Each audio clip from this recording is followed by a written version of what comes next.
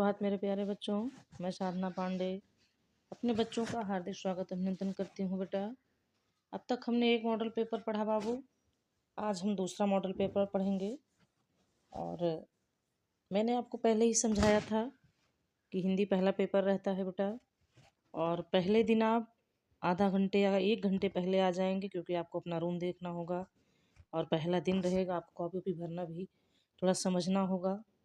जो बच्चे daily class करें, जिन्हें 2-2 प्री बोर्ड की परीक्षाएं दी हैं, उनके लिए तो ठीक है, वो जान गए हैं कैसे कैसे भरना है OMR और सब कुछ।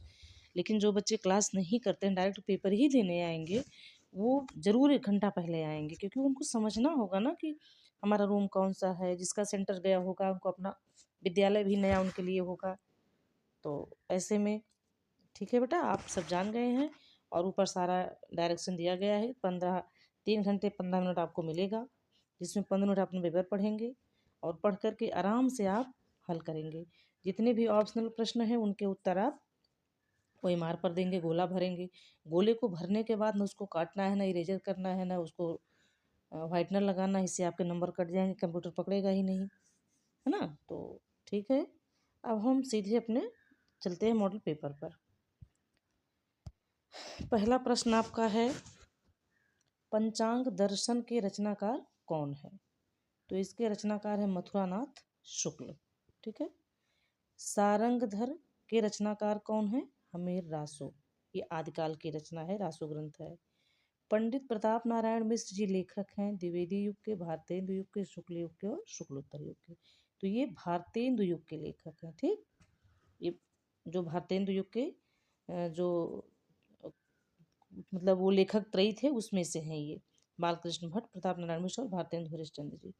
गुनाहों का देवता की रचना विधा है, ये धर्मवीर भारती जी का उपन्यास है। ठीक। कलम का सिपाही के रचनाकार कौन है? तो इसके रचनाकार है अमृत राय, जो प्रेमचंद्र जी के पुत्र हैं, और ये प्रेमचंद जी की जीवनी है। ठीक है। चिदम्बरा रचना पर ज्ञानपीठ पुरस्कार प्राप्त हुआ है। किसको प्राप्त हुआ है? तो सुमित्रानंदन पंत जी को। उसका घ वाला ऑप्शन सही है। ये संपूर्ण हिंदी साहित्य में सबसे पहले पंत जी को ज्ञानपीठ पुरस्कार 1968 में चिदम्बरा पर मिला था। ठीक। सुमित्रानंदन पंत की रचना है यशोधरा, रस कलश, ग्रंथ और राम की शक्ति पूजा। तो इनकी रचना है ग्रंथ। ठीक है। राम की शक्ति पूजा तो निराला जी की रचना है। रस कलश हरिओद की है। यशोधरा राष्ट्रकवि मैथिली शरण गुप्त जी की है। रीतिकाल की रचना है साकेत, प्रिय प्रवास, बिहारी सत्य और गंगा अवतरण। तो रीतिकाल की रचना कौन सी है? बिहारी सत्य, जो बिहारी लाल की मात्र एक रचना है, ब्रजभाषा में है, जिसमें 719 दोहे और यह मुक्तक छंद है। अगला हम देखेंगे, महादेवी वर्मा की रचना है सांध्य गीत, पल्लव, चांद का मुँह टेढ़ा और धूप के धान। इसको हम थोड़ा ऊपर कर लें। तो महादेवी जी की रचना कौन सी है? सांध्य गीत है। पल्लव पंत जी का है। चांद का मुँह टेढ़ा गजानन माधव मुक्ति बोध का है। धूप के धान गिरिजा कुमार माथुर का है। ये नहीं है, मतलब ये नहीं है बेटा, आप कंफ्यूज होंगे। ये पहला का वाला ऑप्शन है। नीड़ का निर्माण फिर के रचनाकार कौन है? ये रचना विधा आत्मकथा है, जो 4 भागों में विभक्त है, और ये हरिवंश राय बच्चन जी की आत्मकथा है। ग वाला ऑप्शन चाहिए। ठीक, ये 4 भागों में विभक्त है। ठीक है, अब हम अगला पेज देखेंगे। अगला पेज है आपका 11वां प्रश्न। ठीक है, 11वां प्रश्न है आपका, शीश पर गंगा हसे लट में भुजंगा हसे, हास ही को दंगा भयो नंगा के विवाह में कौन सा रस है? तो जाहिर सी बात, आपके कोर्स में 2 ही रस है, करुण और हास्य। तो इसमें कौन सा रस है? हास्य रस है। धाये धाम काम सब त्यागी, मनहु रंक निधि लूटन लागी। तो इसमें कौन सा अलंकार है? हमने बताया था, जहाँ जनु मनु जानो मानो जानहु मानो मिल जाए, वहाँ क्या है? उत्प्रेक्षा अलंकार है, जहाँ उपमेय में उपमान की संभावना की जाए या कल्पना की जाए। जो सुमिरत सिद्धि होय घन नायक, कविवर बदन करहु अनुग्रह सोय, बुद्धिराज शुभ गुण सदन। के पहले और तीसरे में कितनी मात्राएं हैं? तो आप में 2 छंद है, रोला और सोरठा। तो सोरठा क्या होता है? दोहे का उल्टा होता है, अर्धसम मात्रिक छंद है। इसके पहले और तीसरे चरण में 11-11, दूसरे और चौथे चरण में 13-13 मात्राएं होती हैं। इसको हम गिन लेते हैं, ऐसे नहीं। देखिए, अब जो ये दीर्घ स्वर है, तो इस पे 2 मात्रा होगी। 2, 3, 4, 5, 6, 7, 8, 9, 10, 11। तो पहले और तीसरे में कितनी कितनी मात्राएं हैं? 11 मात्राएं। यही सही हो गया आपका। परिवर्तन शब्द का उपसर्ग है प्र, पर, परि और परी। तो परी कोई उपसर्ग नहीं है, इसमें कौन सा उपसर्ग है? परी। तिरंगा में समास है बहुब्रीहि, द्वंद्व, द्विगु और कर्मधारय। तो संख्या पूर्वो द्विगु, इसका यही सूत्र है ना, तो द्विगु समास है। दूध का तत्सम क्या होगा? दोहज, दुग्ध, दुह और दुहना, तो दुग्ध है। ठीक है। अगला क्या है? युष्मत शब्द के सप्तमी विभक्ति में क्या रूप बनता है? त्वयी बनता है। त्वयी युवयोः युष्मासु। ठीक है। ये तव षष्ठी का है, तव युवयोः युष्माकम षष्ठी एक वचन, त्वत पंचमी का है, त्वया तृतीया एक वचन है और त्वयी सप्तमी एक वचन है। ठीक है। इतना हो गया, थोड़ा इसको हम और ऊपर करते हैं। 18वां 18वां है, यदि कागज होता तो राधा अवश्य पढ़ती। ये कौन सा वाक्य है? ये मिश्रित वाक्य है बेटा। जब पहला वाक्य जब दूसरा वाक्य पहले वाक्य पर निर्भर हो, या पहला वाक्य दूसरे वाक्य पर निर्भर हो, यानी दोनों एक दूसरे से एकदम कंबाइंड हो, एक के बिना एक अधूरा रहे, दो वाक्य मिलकर एक मतलब निर्माण करें, तो वो मिश्रित वाक्य होता है। वाच्य कहलाते हैं, क्या कहलाते हैं? संज्ञा के भेद, सर्वनाम के भेद, विशेषण भेद और क्रियाओं के विधान। तो क्रियाओं के विधान कहलाते हैं। अविकारी शब्द होता है, अविकारी में सव्यय होता है। अविकारी शब्द क्या होता है? अव्यय। ठीक है। अच्छा, अब ये वर्णनात्मक प्रश्न है आपका, तो इसको हम थोड़ा सा ऊपर और करें। खंड बा आपका है ये। देखिए प्रश्न है, हे भगवान तब के लिए विपत के लिए इतना आयोजन, परम पिता की इच्छा के विरुद्ध इतना साहस, क्या भीख न मिलेगी? क्या कोई हिंदू भूपृष्ठ पर न बचा रहेगा जो ब्राह्मण को दो मुट्ठी अन्न न दे सके? फिर दीजिए पिताजी, मैं कांप रही हूँ, इसकी पलक मेरी आंखों को अंधा बना दे रही है। ये ममता कहानी से है बेटा, जयशंकर जी की रचना है। उनके पिता जो जैसे भावी विपत्ति को सोच करके कि कुछ धन ले आते हैं, वो वहाँ के मंत्री थे ना उस राज्य के, तो वो लेकर आते हैं, उसी को देखकर ममता मना कर रही कि नहीं, ये सब नहीं सही है।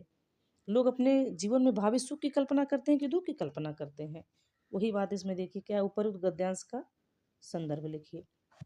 संदर्भ में लिखेंगे, प्रस्तुत हृदय विदारक पंक्तियाँ या प्रस्तुत हृदय स्पर्शी पंक्तियाँ हमारे नित्य पठित एवं पुनीत पाठ्य पुस्तक हिंदी गद्य खंड के ममता नामक शीर्षक से अनुस्यूत है, जिसके रचयिता छायावाद के प्रवर्तक जयशंकर प्रसाद जी हैं। हो गया संदर्भ। रेखांकित अंश की व्याख्या अभी मैंने वही शब्दों में बता दिया, तो इसको आप कर लेंगे कि जब ममता के पिताजी भावी यानी भविष्य के दुखों को, उसकी विपत्ति को सोचकर उसके लिए कुछ पहले से ही वो व्यवस्था करते हैं उस दुख से निपटने के लिए, और कुछ मतलब रत्नाभूषण लेकर आते हैं कुछ, तो उसको देखकर ममता एकदम से हिल जाती है, विदीर्ण हो जाती है। वो कहती है कि हे भगवान तब के लिए, यानी विपत्ति के लिए आप इतनी व्यवस्था कर रहे हैं, लोग सुख की सोच रखते हैं, आप दुख की सोच रख रहे हैं, क्या आप परम पिता के विरुद्ध इतना साहस? कहने का मतलब यदि भगवान हमको दुख ही देना चाहेंगे तो हम सुख की व्यवस्था करके सुखी थोड़ी हो पाएंगे। हैं, किताबें हमारे पास हजार रहे, हम नहीं पढ़ेंगे हमको ज्ञान थोड़ी मिलेगा। हमारे पास बहुत अच्छा अच्छा बिस्तर है, हमको कोई बीमारी है, कोई टेंशन है, नींद नहीं आ रही, तो बिस्तर हमको थोड़ी सुलाएगा, है ना। कहने का मतलब भाग्य और कर्म के विपरीत हम कैसे क्या कर सकते हैं। तो क्या भीख न मिलेगी? क्या कोई हिंदू भूपृष्ठ पर न बचा रहेगा? कह रहे हैं कि क्या इस संसार में, इस धरती पर कोई हिंदू नहीं रहे, कोई धर्मात्मा नहीं बचेगा जो हमको दो मुट्ठी अन्न देकर हमारा जीवन भरण कर सके? मिलेगा पिताजी। भविष्य के दुख के लिए इतनी व्यवस्था पहले से ही मत करिए, सब फेर दीजिए। ये सब देख करके मैं अंदर से कांप जा रही हूँ, मेरा हृदय विदीर्ण हो जा रहा है, मेरी आंखें, इसकी चमक जो है मेरी आंखों की दृष्टि को क्या कर रही हैं, छीण कर दे रही हैं, है ना। तो अपने पिता का कौन सा कृत्य ममता को परम पिता की इच्छा के विरुद्ध लगा? तो यही कि भावी दुख का से निपटने के लिए जो भी से जो आपने आयोजन किया है, जो आपने व्यवस्था की है, कि आपको विश्वास है कि आप ये सब कर लेंगे तो आपको दुख नहीं आएगा, आप दुख से निपट जाएंगे? अरे ईश्वर की इच्छा के विरुद्ध कुछ नहीं करना चाहिए, तो उनकी इच्छा हमको दुखी देने की है तो हम दुखी भोगेंगे पिताजी। आपकी व्यवस्था करने से हमारा दुख सुख में नहीं बदल जाएगा, यही उनको विरुद्ध लगा। अगला है, कितना जीवन बरस पड़ा है इन दीवारों पर, जैसे फसाने अजायब का भंडारा खुला पड़ा हो। कहानी से कहानी चली गई, बंदरों की कहानी, हाथियों की कहानी, हिरणों की कहानी, कहानी क्रूरता और भय की, त्याग की जहाँ बेरहमी की, वहीं दया का भी समुद्र उमड़ पड़ा है, जहाँ पाप है वहीं क्षमा का भी सोता फूट पड़ा है। और कंगले बिलासी भी, छुनर और नारी, मनुष्य, पशु, सभी कलाकारों के हाथों सिरजे चले गए, सींचे चले गए कि हैवानी इंसान की इंसानियत से कैसे, यानी हैवान की हैवानी को इंसान की इंसानियत से कैसे जी जा सकते हैं, अजंता में जाकर देखें। बुद्ध जी की धाराओं में होकर बहता है जन्म से लेकर निर्वाण तक उनके जीवन की घटनाएं ऐसे कुछ लिख दी जाती है, आंखें अटक जाती है और हटने का नाम ही नहीं लेती हैं। तो ये अजंता पाठ से है, जिसके रचयिता हैं भगवत शरण उपाध्याय जी। तो गद्यांश का संदर्भ पूछ रहा है ना, तो आप लिखेंगे ही प्रस्तुत साहित्य सारगर्भित व्याख्याय पंक्तियाँ हमारे नित्य प्रयोज्य एवं पुनीत पाठ्य पुस्तक हिंदी गद्य खंड के अजंता नामक शीर्षक से अनुस्यूत है, और जिसके रचयिता साहित्य जगत के माने जाने रचनाकार भगवत शरण उपाध्याय जी हैं। ठीक है। रेखांकित अंश की व्याख्या आपको करनी है, वही है ना। कुछ अजंता की गुफा में कंगले बिलासी भिक्षु नर नारी मनुष्य पशु पक्षी सब लोग का ऐसा चित्र बना है कि लगता है कि वह जीवंत हो। वहाँ यह भी दिखाया गया है कि किस तरह से दुष्टों की दुष्टता को इंसान की इंसानियत से जीता जा सकता है। ये हमारे सनातन धर्म बहुत पहले से ही कह दिया गया था, अक्रोधम क्रोधम जयेत, है ना। तो बहुत पहले इसी से सत्य से हम सत्य से असत्य को जीत सकते हैं, प्रेम से क्रोध को जीत सकते हैं। और ये बात आज भी आप आजमा कर देखिए कि प्रेम बहुत बड़ा हथियार है आपके लिए, आप कुछ भी कर सकते हैं प्रेम से, है ना। तो ये हो गया आपका। कलाकारों ने किसके जीवन का चित्रांकन किया है? कलाकारों ने सबके जीवन का उसमें किया है चित्रांकन। उन्होंने यह भी कर दिया है कि किस तरह से दुष्टों को की दुष्टता को एक सज्जनता से जीता जा सकता है, या उसमें यह भी उन्होंने अंकन किया है कि किस तरह से वहाँ मतलब कहने का मतलब दो विषम परिस्थितियों के भी चित्र वहाँ अंकित हैं। देखिए दिया ना, जहाँ बेरहमी है वहाँ दया का भी समुद्र उमड़ पड़ा है। ठीक है। वहाँ जो चित्र बने हैं उस कहानियों में, उस चित्रों को देखकर एक ऐसी ऐसी कहानियाँ मतलब हमारे दिमाग में क्रिएटिव होती हैं कि हम ये जानते हैं कि मतलब वहाँ दया क्षमा क्रूरता सब एक साथ विषम परिस्थितियों की भी, दो विषम परिस्थितियों के चित्र एक साथ बने हुए हैं, है ना। तो ये इतना हो गया। अब हम अगले पृष्ठ पर चलेंगे। अगला है 22वां प्रश्न। 22वां प्रश्न है, निम्नांकित में से पद्यांशों में से नीचे दिए गए प्रश्नों के उत्तर दीजिए। निर्गुण कौन देश को वासी, ये किसकी रचना है? महाकवि सूरदास जी की। मधुकर कहि समझाए सौंदे बूझत साँच न हासी, को है जनक कौन है जननी, कौन नार को दासी, कैसो बरन वेश है कैसो की रसमय अभिलाषी, आवे गो पुन कियो आपने जौर करे गो घासी, सुनत मौन हुई रहे बामरो शूर सबयमती नासी। तो गोपियाँ किसको लक्ष्य करके अपनी खींच उतारती हैं? किसको लक्ष्य करके कह रही हैं? भंवरे को और उद्धव को। तो फिर उसका नाम भ्रमर गीत पड़ा।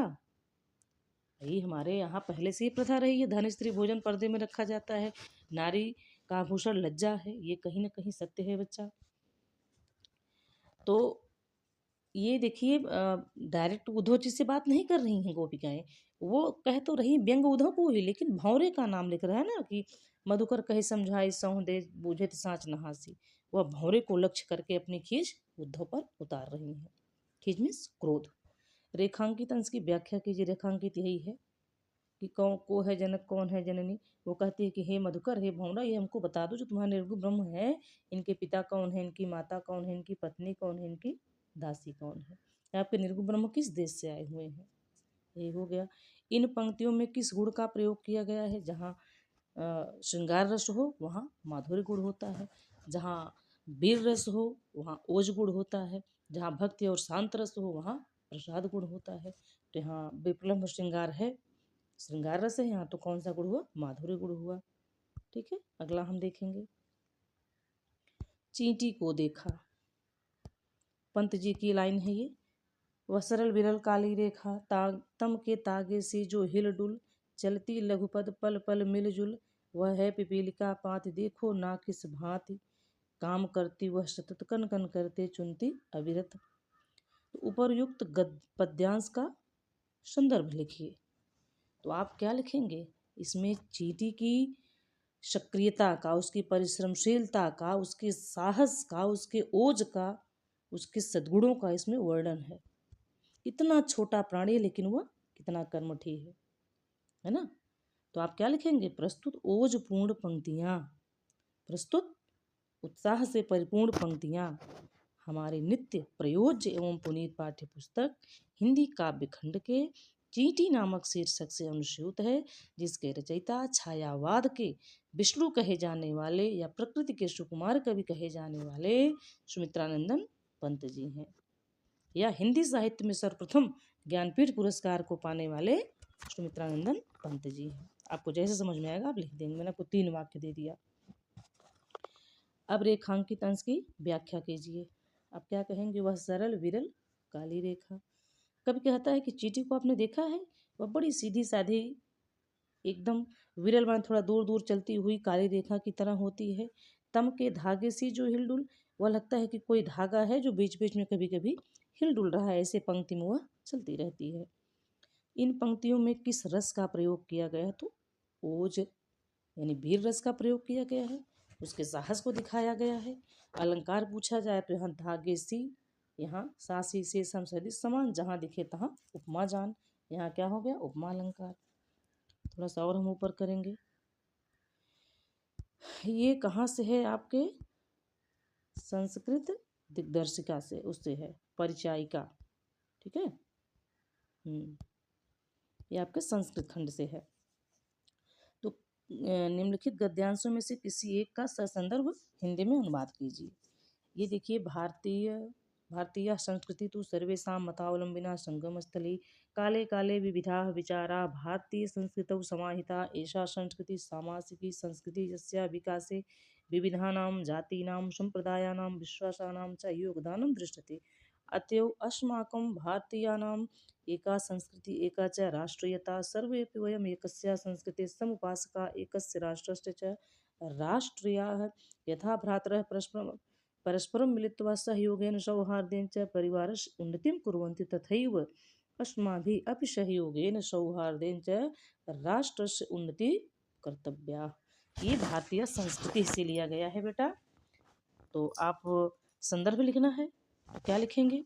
प्रस्तुत हृदय स्पर्शी पंक्तियाँ, या प्रस्तुत भावपूर्ण पंक्तियाँ, या लिखेंगे प्रस्तुत मणिमय पंक्तियाँ हमारी नित्य प्रयोज्य एवं पुनीत पाठ्य पुस्तक हिंदी संस्कृत खंड से अनुस्यूत है, जो हिंदी संस्कृत खंड के भारतीय संस्कृति नामक पाठ से अनुस्यूत है। आप इसकी व्याख्या कर देंगे। व्याख्या करने में बहुत समय लग जाएगा बेटा। आपको ऑनलाइन सब पढ़ा दिया गया, ऑफलाइन भी पढ़ाया गया है ना। अच्छा, सरसरी निगाह से देख लीजिए, मन नहीं मानता है पता नहीं क्यों ऐसे ही बोल देने में। तो भारतीय संस्कृत तो सभी मतावलंबियों की संगम स्थली है। समय समय पर इसमें अनेक विचार भारतीय संस्कृति में आकर समाहित हो गए। ऐसा संस्कृति समाज की, यह संस्कृति हमारी जो भारतीय संस्कृति है समाज की माने बड़ी ही सामंजस्य वाली है, जिसके विकास में अनेक जातियों संप्रदायों विश्वासों का योगदान दिखाई देता है। अतः मतलब इसलिए हमारा जो भारतीय नाम एक, हम भारतीय जो एक संस्कृति है और हमारी एक ही राष्ट्रीयता है। तो सर्वे अपि वयम एकस्या संस्कृति, हम सभी भारतीय जो है एक ही संस्कृत के उपासक हैं, एक ही राष्ट्र के नागरिक हैं। और जैसे भाई भाई आपस में मिल करके सहयोग से प्रेम से अपने परिवार की उन्नति करते हैं, वैसे ही हमें भी आपस में मिल करके प्रेम से अपने राष्ट्र की उन्नति करनी चाहिए। कृधातव्य प्रत्यय कर्तव्य हमें करना चाहिए। ठीक। अगला है नागरिकम यावत बहुकालं यावत् चिन्तयत् परं प्रहेलिकायाम् उत्तरं दातुं समर्थः न अभवत्। अतः ग्रामीणम् अवदत्, अहम् अस्याः प्रहेलिकायाः उत्तरं न जानामि। इदं श्रुत्वा ग्रामीणः कथयति, यदि भवान् उत्तरं न जानाति तर्हि ददातु 10 रूप्यकाणि। अतः म्लानमुखेन नागरिकेण समयानुसारं 10 रूप्यकाणि दत्तानि। ये प्रबुद्धो ग्रामीण, जैसे मैंने पढ़ाते समय ये जोर देकर कहा था ऑनलाइन में कि इन सब लेसन, जैसे पहला लेसन हुआ आपका वाराणसी, आपका भारतीय संस्कृति हुआ, आपका अन्योक्ति विलासः हुआ, प्रबुद्धो ग्रामीण हुआ, इन सब से जरूर पूछता है परीक्षा में। देखिए आया भी, आपके मॉडल पेपर में आया था, आपके बोर्ड में भी आएगा। तो ये है नागरिक बहुत देर तक सोचता रहा परंतु उसको उस पहेली का उत्तर देने में समर्थ नहीं हुआ। अतः ग्रामीण से बोला कि अहम अस्या पहेलिका, यानी मुझे इस पहेली का उत्तर मैं नहीं जानता हूँ। तो यह सुनकर ग्रामीण बोला कि यदि आप उत्तर नहीं जानते हैं तो मुझको 10 रुपये दीजिए। अतः वह दुखी मुख से नागरिक के शर्त के अनुसार उसको 10 रुपये देता है। कौन देता है? वो जो शहर वाला, जो शहरी व्यक्ति था, जो नागरिक था। ठीक है। निम्नलिखित संस्कृत पद्यांशों में से किसी एक का ससंदर्भ हिंदी में अनुवाद कीजिए। दो गद्यांश इसमें से आपको एक ही करना चाहिए, करेंगे का चाहे खा, और इसमें भी वही दिया है का खा करके। अब देखिए, माता गुरुतरा भूमि खात पिता च उत्तर तथा मनुष्य ग्रह वातात चिंता बहुतरी दृढ़ात, यानी माता पृथ्वी से बड़ी है, पिता आसमान से ऊंचा है, मन हवा से भी तेज चलने वाला है, और चिंता तिनके से भी हल्की होती हुई भी भारी है। और हतो वा प्राप्य से, ये उसमें से है, जीवन सूत्राण से है, तो इसका यही लिख देंगे। प्रस्तुत भावपूर्ण पंक्तियाँ हमारी नित्य पठित एवं पुनीत पाठ्य पुस्तक हिंदी संस्कृत खंड के जीवन सूत्राण नामक पाठ से उद्धृत है। हतो वा प्राप्य स्वर्गम जित्वा भोक्षसे महीम निराशीम निर्ममो भूत्वा युद्धस्व विगतज्वरा। क्या कह रहे हैं इसमें भगवान श्री कृष्ण, ये गीता का है, यही संदेश तो वो बताते हैं ना उसमें, पूर्वराज ये वीर वीरेण पूज्यते से है, ये गीता का श्लोक भले है, लेकिन ये वीर वीरेण पूज्यते में पूर्वराज बताते हैं अलछेन यानी सिकंदर को। तो भगवान श्री कृष्ण क्या कहते हैं, हतो मीन्स यदि मारे जाते हो तो स्वर्ग प्राप्त करोगे। अर्जुन को समझाते हैं ना कृष्ण भगवान कि हे अर्जुन, यदि इस युद्ध में तुम मारे जाते हो तो स्वर्ग को प्राप्त करोगे, और यदि जीत जाते हो तो मोक्ष से महिम, महिम मीन्स पृथ्वी, तो पृथ्वी का राज्य भोगोगे। इसलिए निराशा और ममता को छोड़कर उठो और युद्ध के लिए तैयार हो जाओ। ठीक है, अब हम अगला देखेंगे। अब देखिए, निम्नलिखित प्रश्नों में स्वपथित खंड काव्य के आधार पर किसी एक का उत्तर लिखिए। तो अग्र पूजा आपके अम्बेडकर नगर में नहीं है, आप अपने अपने जिले के अनुसार लिखेंगे बेटा। मैं अम्बेडकर नगर से वीडियो बना रही हूँ, इसीलिए मैं बता रही हूँ कि अम्बेडकर नगर में जय सुभाष खंड काव्य है, जो पंडित विनोद चंद पांडे द्वारा लिखा गया है। अगले पृष्ठ पर मिलेगा, यहाँ देखिए मिलेगा, एक मिनट, हाँ यहाँ है।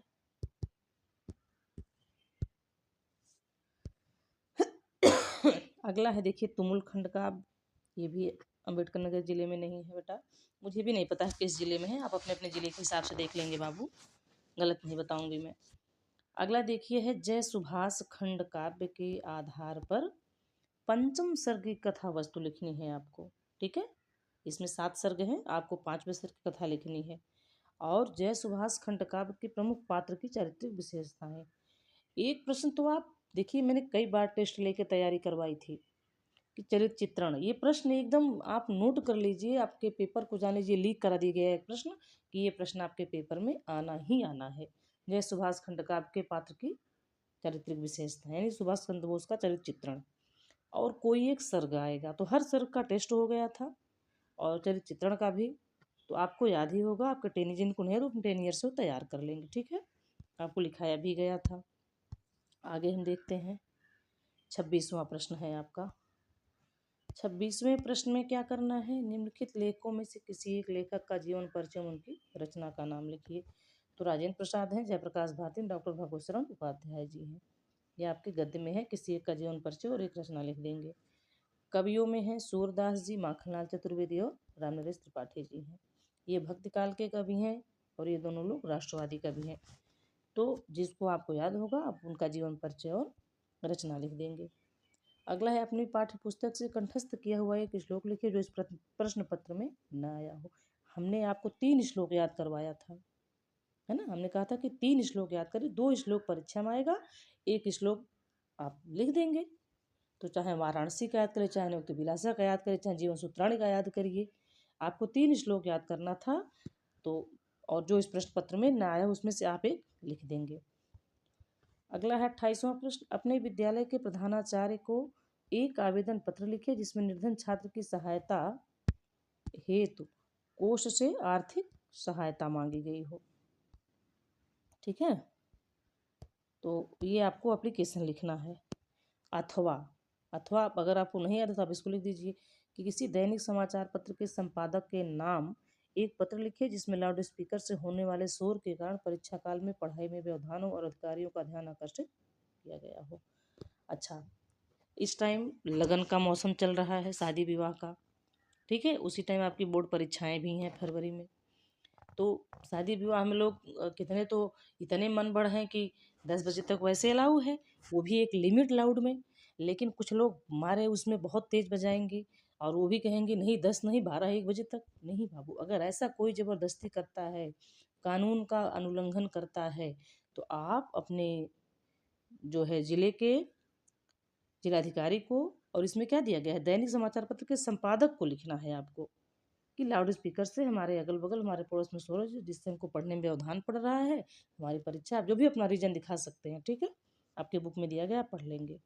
अच्छा, निम्नलिखित प्रश्नों में से किन्हीं दो के उत्तर संस्कृत में दीजिए। बीरह केन पूज्यते, बीरह बीरेण पूज्यते, हमने कहा था मोस्ट इंपॉर्टेंट प्रश्न है, हर साल पूछा जाता है परीक्षा में। चंद्रशेखर का आसीत, चंद्रशेखर एक भारतीय वीर आसीत। विश्वस्रष्टा का, विश्वस्रष्टा ईश्वर। आमुखो अपि कह अस्फुट वक्ता, तो अमुखो अपि पत्र स्फुट वक्ता, यानी बिना मुख होते हुए स्पष्ट वक्ता कौन होता है, तो पत्र होता है। निम्नलिखित में से किसी एक विषय पर निबंध लिखिए। परहित सरस धर्म नहीं भाई, यानी परोपकार पर, विद्यार्थी जीवन और अनुशासन पर, पर्यावरण और प्रदूषण की समस्या पर, राष्ट्रीय एकता और पुस्तकालय की उपयोगिता पर। ये 5 आपको टॉपिक दिया है, इसमें से किसी एक टॉपिक पर आपको निबंध लिखना है। निबंध आपका लगभग 2-2.5-3 पेज का हो जाए तो अच्छी बात है। कोटेशन आप अगर याद होगा तो डाल देंगे। अच्छे अच्छे साहित्यिक शब्द में आप लिखेंगे बेटा। राइटिंग पर विशेष ध्यान रहे। आपने बहुत अच्छा लिखा है, लेकिन राइटिंग ऐसी लिखी है कि स्वयं लिखितम नान्य वाचितम। तो आप बताइए, जब आप नहीं बाँच पाएंगे तो एग्जामिनर क्या बाँचेगा, उसको तो जल्दी रहती है, अपना आपका सारा क्लास करके आगे बढ़ जाएगा, और राइटिंग वाले बाजी मार जाते हैं। तो इसलिए राइटिंग का विशेष ध्यान रहे बेटा। और ठीक है, एक बार फिर से आपको बोर्ड परीक्षा की ढेर सारी शुभकामनाएं। आप अपने मन से पढ़ाई करिए बाबू, परीक्षा में टॉप करिए बेटा। आपकी मंजिल आपके चरणों में आए, यही भगवान से कामना है आपके लिए। ठीक है, मैं अपनी वाणी को यहीं पर विराम देती हूँ। अब हम मिलेंगे अगले वीडियो में। तब तक के लिए जय श्री राधे श्याम। माँ जगत जननी आपका कल्याण करें।